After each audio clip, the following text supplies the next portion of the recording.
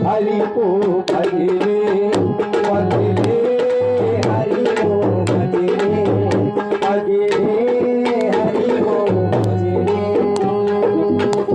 गाए बिरथा जन्म गमाए और पल पल बीती जाए उमरिया काल खड़ा मुआए पगले हरि को भजरे पगले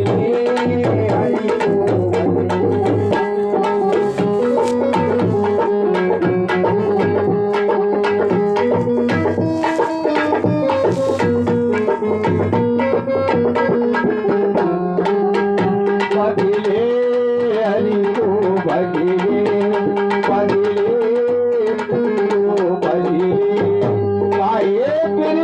जन्म गमाए पल पल बीती जाए उमरिया काल खड़ा मुकुराए बदले हरि को बदले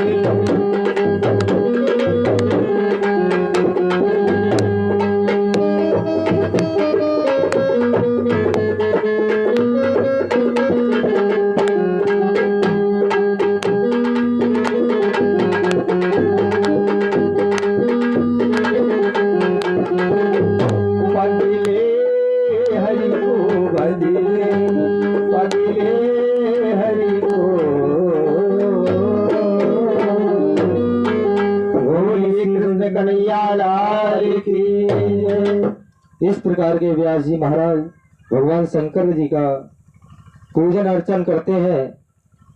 भगवान शंकर जी कहते हैं कि हे व्यास जी महाराज, आपके घर में है हमारा एक चोर घुस गया है।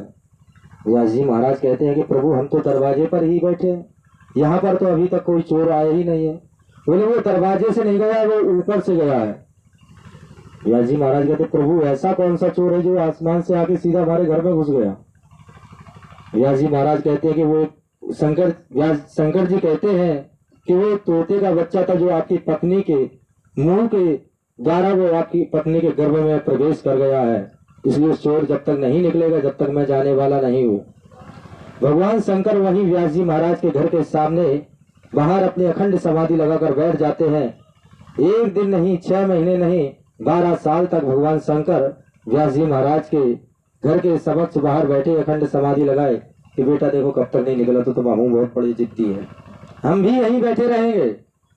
अब व्यास जी घबराने भगवान शंकर की शरण में गए, चिंता करने लगे, कहने लगे प्रभु अगर आप इसी तरह हमारे दरवाजे पर अखंड समाधि लगाए बैठे रहेंगे, उधर हमारी पत्नी के गर्भ में जो तोते का बच्चा गया हुआ है वो तो अब तो 12 साल का हो गया है, कहीं हमारी पत्नी ऊपर न पहुंच जाए आपके डर के चक्कर में, क्योंकि आपका क्रोध इतना भयानक है, आपका जो त्रिनेत्र है उसके कौन नहीं जानता त्रिनेत्र के बारे में, प्रभु दया करें। भगवान शंकर बोले ठीक है व्यास जी, आपकी भक्ति से आपकी सेवा भाव से मैं अत्यंत प्रसन्न हूँ, इसलिए मैं एक वरदान देता हूँ कि आपका पुत्र अगर 5 वर्ष की आयु में वो वैराग्य धारण कर लेगा वो अजर अमर हो जाएगा, और अगर उसने 5 वर्ष की आयु में वैराग्य धारण नहीं किया तो ये आपका पुत्र जीवित नहीं रहेगा। व्यास जी महाराज ने भगवान शंकर जी का चरण वंदन किया। भगवान शंकर जी वहां से कैलाश पर्वत की ओर प्रस्थान करते हैं। इधर श्री सुखदेव जी महाराज का प्राकट्य होगा। बोले श्री सुखदेव जी महाराज की जय। चिंताएं हरि। श्री सुखदेव जी महाराज कहते हैं कि चिंता मरण लोक सख्यं सुरुद्र स्वर्ग संपदा पृच्छन्ति गुरु प्रीतो वैकुंठ योग दुर्लभम। चिंतामणि केवल लौकिक सुख देती है और कल्प वृक्ष अधिक से अधिक स्वर्गीय संपत्ति दे सकता है, परंतु गुरुदेव प्रसन्न होकर भगवान का योग दुर्लभ नित्य वैकुंठ धाम दे देते हैं। तो उन्हें आज भगवान शंकर जी के माध्यम से श्री सुखदेव जी महाराज के स्वरूप में एक ऐसा पुत्र प्राप्त हुआ जो वैकुंठ से भी बढ़ के उनके लिए फल का प्राप्ति हुआ। श्री सूर्य जी महाराज कहते हैं कि प्रीति सौनिक चिते ते तो वर्ची विचार्य चा सर्व सिद्धांत निष्पन्न हो संसार वयम नासम। सौनिक जी कहते हैं कि तुम्हारे हृदय में भगवान का प्रेम इसलिए विचार कर तुम्हें संपूर्ण सिद्धांतों को निष्कर्ष सुनाता है, जो जन्म मृत्यु के भय नाशक कर देता है, जो भक्ति के प्रभाव को बढ़ाता है। इस तरीके से श्री व्यास जी महाराज वहां पर उत्सव मना रहे हैं। अपने पुत्र का धीरे धीरे समय व्यतीत होता गया। श्री सुखदेव जी महाराज 5 वर्ष के हुए और वो अपने पिता से आज्ञा लेकर, अपनी माता से आज्ञा लेकर वन की ओर प्रस्थान कर देते हैं। तो उनके पीछे पीछे व्यास जी महाराज दौड़े चल जाते हैं। कहते कि पुत्र ठहर जाओ, इतनी छोटी सी आयु में आप कहाँ जा रहे हो। श्री सुखदेव जी महाराज कहते हैं कि हे पिताश्री, ये संसारिक मोह माया है, इस बंधन में हम नहीं पड़ना चाहते हैं। बहुत समझाने पर भी जब श्री सुखदेव जी महाराज नहीं लौटते हैं तो व्यास जी महाराज अपने पुनः लौट आते हैं। कहते हैं श्री सुखदेव जी महाराज कहते हैं, समझाते हैं, कोई सुधा कोई कथा लोके, कोई काच कोई मरण महान, ब्रह्मरातो विचारे तथा देवस्य हास्याम। इस संसार में कहाँ कांच और कहाँ महामूल्य मणि तथा कहाँ सुधा और कहाँ कथा है। श्री सुखदेव जी महाराज का यह सोच उस समय देवताओं की हंसी उड़ा दी। उन्हें भक्ति शून्य कथा का अनितकारी जानकर कथा मृत्यु का दान नहीं किया। इस प्रकार श्रीमद्भागवत कथा के देवताओं को भी यह दुर्लभ है। पूर्व काल में श्रीमद्भागवत के श्रवण से राजा परीक्षित जी की मुक्ति देख ब्रह्मा जी को भी बड़ा आश्चर्य हुआ। उन्होंने सत्य काल में तराजू बांधकर साधनों को तोला, अन्य सभी साधनों को एक तराजू में रखा और श्रीमद् भागवत को एक तराजू में रखा। तो देखा भागवत का पल्ला भारी और जो थे वो सारी वस्तु ऊपर पहुंच गई। उन्होंने इस कलयुग भागवत शास्त्र को ये पढ़ने सुनने के लिए तत्काल मोक्ष देने वाला निश्चय सत्तान विधान भागवत श्रवण करे या निश्चय भक्ति प्रदान करता है, ऐसा निश्चय कर ब्रह्मदेव भगवान कहने लगे कि पूर्व काल में से दयापरायण सनकादिक देवर्षि नारद ने सुनाया था। यद्यपि देवर्षि नारद अपने सप्ताह श्रवण की विधि तो उन्होंने सनकादिक को भी बताई थी। लोक विग्रह मुक्त नारदास विधि सर्वे कुते प्रीते संयोग कुत्र तेषः। अब मैं तुम्हें वह भक्तिपूर्ण कथा सुनाता हूँ। बोले नहीं रहो ढंग से, आवाज खींच रहा हो। चलो खींच रहा हो आवाज। महाराज जी ये बोल रहा है ना, अनन्य शिष्यम, इसके दम पे बोलो। अनन्य शिष्यम अन्य शिष्य जाकर एकांत में सुनाया। एक दिन विशालपुरी में चारों निर्मल ऋषि मुनि एकत्रित हुए और सत्संग किया। वहां उन्होंने नारद जी को देखा। सनद ऋषि पूछने लगे, कत्तम ब्रह्म नंदीन मुखम कुछ स्थिता तुरो भवान तुरति गम्यते कुत्र कुत्रश्चागमनम तबो। हे ब्रह्मन, आपका मुख बहुत उदास है, क्या हो रहा है? आप चिंतातुर कैसे हैं? इतनी जल्दी आप कहाँ जा रहे हैं और आपका आगमन कहाँ से हो रहा है? जैसे आश्रित पुरुषों के लिए उचित नहीं है, वैसे हे ऋषिवर, ये स्वरूप जो आपका स्वभाव है ये आपके विपरीत है। नारद ऋषि कहते हैं कि एदाने शून्यम चितांशु गत्यो विदो यथा जना तवे वेद मुक्तस्य लोचितं वद कारणम्। अहं तो पृथ्वी आतो ज्ञाता सर्वोत्तमामिति पुष्करं च प्रयागं च काशी गोदावरी तथा। मैं सर्वोत्तम लोकों में से लोक पृथ्वी लोक पर गया। वहां पर मैंने क्या देखा? वहां से पुष्कर गया, पुष्कर से प्रयागराज गया, प्रयागराज से काशी, काशी से गोदावरी, गोदावरी से नासिक, हरिद्वार, कुरुक्षेत्र और श्रीरंग, श्वेतबंध आदि कई तीर्थों में गया। तो वहां पर क्या देखता हूँ कि कलयुग के प्रभाव से धर्म विलीन हो रहा है, धर्म का वातावरण बढ़ रहा है। बोले कैसे? भगवान नारद जब पृथ्वी लोक पर घूम रहे थे तो उन्होंने देखा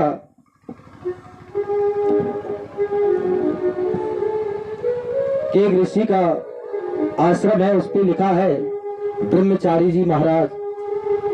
नारद ऋषि बोले कि कलयुग में चलो कोई एक तो व्यक्ति हमें ऐसा मिला कि जिसके दरवाजे हम बैठ के पानी पी सकते हैं। नारद ऋषि उनके आश्रम में प्रवेश कर जाते हैं। वहां पे देखते हैं कि महात्मा जी बैठे हुए हैं, बढ़िया चंदन लगाए हुए, मालाएं हाथ में, और उनके आसपास 3-4 बच्चे खेल रहे हैं।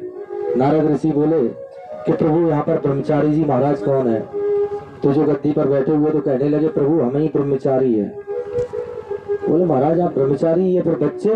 बोले बस सब प्रभु की कृपा है, बस ब्रह्मचारी है। तो ये कलयुग की है प्रभु। दादाजी वहां से चल दिए, बोले यहाँ पे भी हमारा गुजारा नहीं है, थोड़े आगे चले तो देखा वहां पे जाके, वहां पे एक त्यागी जी लिखे थे, श्री श्री 1008 श्री फलाने दास जी महाराज त्यागी जी महाराज। तो बोले चलो यहाँ पे तो जलपान करने को मिले, ये त्यागी महापुरुष है। तो वहां पे जैसे ही पहुंचे तो वे अपने पूरे बाबा में बैठे। तो बोले महाराज हमें त्यागी जी महाराज से मिलने, थोड़ा जलपान कर ले। बोले प्रभु हमें ही है त्यागी जी महाराज। बोले ये सब? बोले सब प्रभु की कृपा है और बाकी की बस त्यागी जी महाराज। तो प्रभु नारायण जी कहने लगे, वहां से भी चल दिए, बोले यहाँ पे भी हमारा गुजारा नहीं है, कि बिनु सत्संग विवेक न होई, राम कृपा बिनु सुलभ न सोई।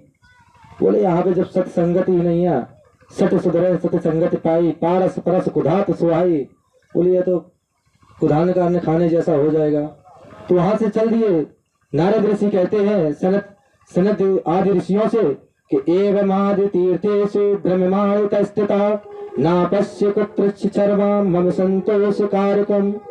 मेरे मन में जो असंतोष है उसका यही एक कारण है प्रभु। और उसके आगे जब हम चले तो पृथ्वी पर हमने और क्या देखा? आगे जाकर देखा कि एक बैल खड़ा है, एक गाय है, गाय रूपी पृथ्वी के रूप में, पृथ्वी गाय के रूप में है और बैल धर्म के रूप में खड़ा हुआ है। उसके 3 पैर काट दिए गए हैं, एक पैर पर वो खड़ा हुआ है। गाय रो रही है कि महाराज हम अत्यंत दुखी हो गए कि तरुणी प्रभुता गे चालो के बुद्धिदायका कन्या विग्राय लोवा दंपति नाचा कलना। और क्या देखता हूँ कि पूरे भारतवर्ष में, पूरे इस पृथ्वी लोक पर पाखंड ही पाखंड है। स्त्रियां व्यभिचारिणी हो गई, पिता अपनी पुत्रियों का व्यभिचार कर रहे हैं। धर्म ग्रंथों के जो हमारे धर्माचार्य हैं वो उनका विक्रय करने पे है।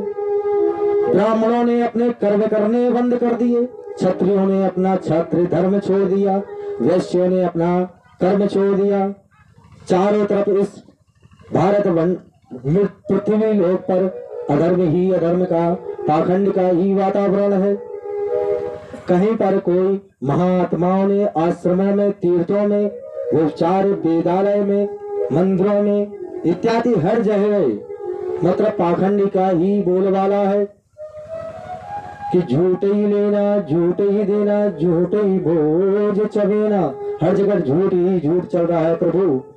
और आगे जब देखा हमने जाके तो क्या देखता हूँ कि एक स्त्री लेटी हुई है, वो तरुणी अवस्था में है, मतलब कि जवान है। उसके पास 2 बालक लेटे हुए हैं, वो वृद्ध अवस्था में है। तो जैसे ही उनके पास गए तो स्त्री ने जैसे ही देखा, नारद ऋषि को कहने लगी कि वो साधु चलो तिष्ठम मच चिंतामपि नाशिनम दर्शनम तव लोकस्य सर्वदागरम परम। युवती कहने लगी हे महाराज आप क्षण भर के लिए रुक जाइए, आपके दर्शन करने मात्र से ही हमारे कष्टों का निवारण हो रहा है। नारद ऋषि कहने लगे कि हे देवी आप कौन हैं? कि नारद ऋषि ने एक दिन देखी कोई सुंदरी दुखिया और दूर। कहने लगे नारद जी, तब मैंने उस स्त्री से पूछा कि देवी तुम कौन हो? ये दोनों पुरुष जो आपके पास में लेटे हुए हैं, ये दोनों कौन हैं? तो युवती हाथ जोड़ कहने लगी कि अहम भक्ति रीति ख्याता युवो में तनयो मतु मेरा नाम भक्ति है। अहम भक्ति रीति ख्याता, मेरा नाम भक्ति है। ये ज्ञान और वैराग्य नामक हमारे पुत्र हैं जो इस समय वृद्ध अवस्था में लेटे हुए हैं। ज्ञान वैराग्य नामनो काल योगे न जरो जरो। समय के फिर से कलयुग के कलिकाल के प्रभाव से मैं वृद्ध अवस्था से युवावस्था में आ गए और हमारे जो पुत्र हैं वो युवावस्था से वृद्ध अवस्था में चले गए हैं। कि ज्ञान वैराग्य रूपी ये दोनों मेरे बेटे कहलाते हैं।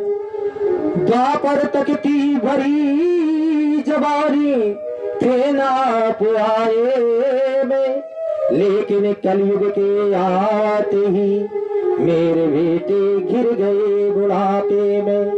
ऋषिराज बात है लज्जा की, डूब मरने की खास निशानी। ऋषिवर करो सहाय इन दुखियारों की, जाए बुढ़ापा देह से यह कलंक मिट जाए। इस तरह से देवी भक्ति श्री नारद जी से प्रार्थना करती है और कहती है कि उत्पन्ना द्रवणे सायं वृद्धि करे गता। कोई चितम चिन्ह महाराष्ट्रे गुजरे चिरणता गता। मैं द्रवण देश से उत्पन्न हुई हूँ, कर्नाटक में बड़ी, कहीं कहीं महाराष्ट्र में सम्मानित भी हुई हूँ, किंतु गुजरात में पहुंचते पहुंचते मुझे बुढ़ापे ने घेरना शुरू कर दिया और हमारे या वहां घोर कलयुग के प्रभाव से पाखंडियों ने मुझे अंग भंग करना कर दिया। चिरकाल तक यह अवस्था रहने के कारण मैं अपने पुत्रों के साथ दुर्बल, अति दीन, दुखी, निस्तेज हो गई। अब जब से मैं वृंदावन में आई हूँ प्रभु, तो थोड़ा बहुत हमें आराम सा दिख रहा है, परंतु जितना हमें आराम चाहिए उतना आराम नहीं है प्रभु, क्योंकि हम सुंदर हैं और हमारे पुत्र वृद्धावस्था में है। तो ये जिसके पुत्र एक वृद्धावस्था में और उसकी माँ युवावस्था में है, तो ये तो उनके उस माँ के लिए डूब मरने की ही निशानी होगी। तो इस प्रकार नारद जी से कहते हुए हम तीनों सासा रहने वाले हैं, फिर यह विविधता क्यों? क्षण मात्रेण तज्ञात वाक्य मूचे मुनीश्वरी। मुनिवन नारद जी ने एक क्षण में उसका कारण जानकर कहा कि हे देवी आप चिंता मत करो, हमसे जो यथाशक्ति आपके लिए सहयोग हो सकता है वो आपके लिए सहयोग करेंगे। आप परेशान मत होइए, आप विश्राम करिएगा। न तामपि सुतो साक्या कोमपि पश्यति संप्रताम, अपेक्षतानुग्रतेर्जर्जते संसिता। अब किसी को पुत्रों के साथ तुम्हारा दर्शन भी नहीं होता है, इसलिए विषयानुसार कारण अंधे बने हुए जीवों से उपेक्षित होकर तुम जर्ज हो रही थी। लेकिन यह धन्य है वृंदावन धाम, जहाँ भक्ति सर्वत्र नृत्य करती है। तो यहाँ पर आकर अब आप परेशान मत होइए, क्योंकि कहते श्रीमद् भागवत, श्री माने लक्ष्मी, माँ माने मोक्ष, दा माने दया, और भागवत दा माने भक्ति, वा माने वैराग्य, ता माने तरण कर दे। श्रीमद् भागवत, इसीलिए श्रीमद् भागवत वृंदावन धाम में ये तीनों चारों चीजें एकत्रित है। बोले यहाँ पे अब आप नारद जी कहते हैं कि अब आपको परेशान होने की जरूरत नहीं है, यहाँ से आपको अति ही शीघ्र लाभ मिलेगा। कि वृंदावन से संयोगोत्पन्न तरुणी नवा, धन्य वृंदावनम तेन भक्ति नृत्यते यत्र चा। परंतु तुम्हारे इन दोनों पुत्रों का कोई ग्राहक नहीं है, इसलिए बुढ़ापा इनसे छूट नहीं पा रहा है। इसलिए आप इनको कुछ आत्मसुख भगवत स्पर्श जनित आनंद की प्राप्ति कराने के लिए सोते जाने से पढ़ते हैं। राजा परीक्षित भक्ति ने कहा, राजा परीक्षित इस पापी कलियुग को क्यों रहने दिया? अगर जब इस तरीके से होता तो उन्होंने इस पापी कलियुग को क्यों रहने दिया? कि कथ्यम परीक्षिता राज्ञा स्थापितो विश्वकली, प्रवते तु कालो सर्विसारा पुत्र गतो महान। तो नारद ऋषि कहते हैं कि हे देवी, यदि तुमने पूछा है तो प्रेम से सुनो कल्याणी, मैं तुम्हें सब सत्य ही बतलाता हूँ। क्योंकि कहते हैं कि द्वापर में यज्ञ करने से वो फल की प्राप्ति नहीं हो सकती है। सतयुग में यज्ञ अनुष्ठान का वो प्राप्ति नहीं हो सकती है। कलयुग में क्या है, बाबा गोस्वामी तुलसीदास जी ने भी बड़े सुंदर भाव में दर्शाया है कि कलयुग केवल नाम आधारा, सुमेर सुमेर नरि भव उतरहि पार। कलयुग केवल नाम आधारा, कलयुग में केवल नाम ही आधार है, भक्ति ही आधार है। इसलिए ज्ञान वैरागी को तो बाद में पूजा जाएगा, आपकी पूजा पहले होगी। इसलिए देवी राजा परीक्षित ने उसके सभी अवगुणों को छुपाते हुए सिर्फ उसका यही एक गुण देखकर कि कलयुग में इतना अत्याचार बढ़ जाएगा, मनुष्य यज्ञ पूजन साधना नहीं कर पाएगा, कि द्वापर में तो 10-20 हजार साल तक तपस्या करते रहते थे, एक लाख तक तपस्या करते रहते थे। कलयुग में उम्र कितनी है, 100 वर्ष में भी अब कितनी रहेगी, मुश्किल से ज्यादा 50 या 60, अब वो भी नहीं रहेगी, 40-50 के बाद में खत्म। तो बोले इतने में कहां से वो क्या कर पाएगा। बोले इसके लिए कलयुग में भक्ति के ही आधार पर मनुष्य अपना कल्याण कर सकता है और दूसरों का भी कल्याण कर सकता है। इसलिए राजा परीक्षित ने उसकी यही एक विशेष गुण को देख के उसे कलयुग को स्थापित किया है। लेकिन वृंदावन में उसका कोई प्रभाव नहीं है। श्री राधे। क्योंकि श्री कृष्ण भगवान खुद ब्रह्म स्वरूप है, और जहां पर ब्रह्म हो वहां पर मोह माया कहां से आ रह सकती है, कलयुग छल कपट कहां से रह सकते हैं। इसलिए हे देवी, आप निश्चिंत होकर कलयुग को दोष मत दें कि विष्णु राता स्थापित कलि जाना सुखाय च। आप कलयुग को एक अपने जीवन के लिए उत्पन्न हुए जीवों को सुख देने वाला कलिकाल समझिए और ईश्वर को प्रसाद समझकर उसे स्वीकार कीजिए। इस समय लोगों में कुकर्म प्रवृत्ति होने के कारण सभी वस्तुओं का सार निकल जाता है और पृथ्वी के सारे पदार्थ बीज हीन भूमि के समान हो जाते हैं। पंडितास्तु कलित्रेण रमते महिषायुः पुत्र्योषित पादेन गच्छा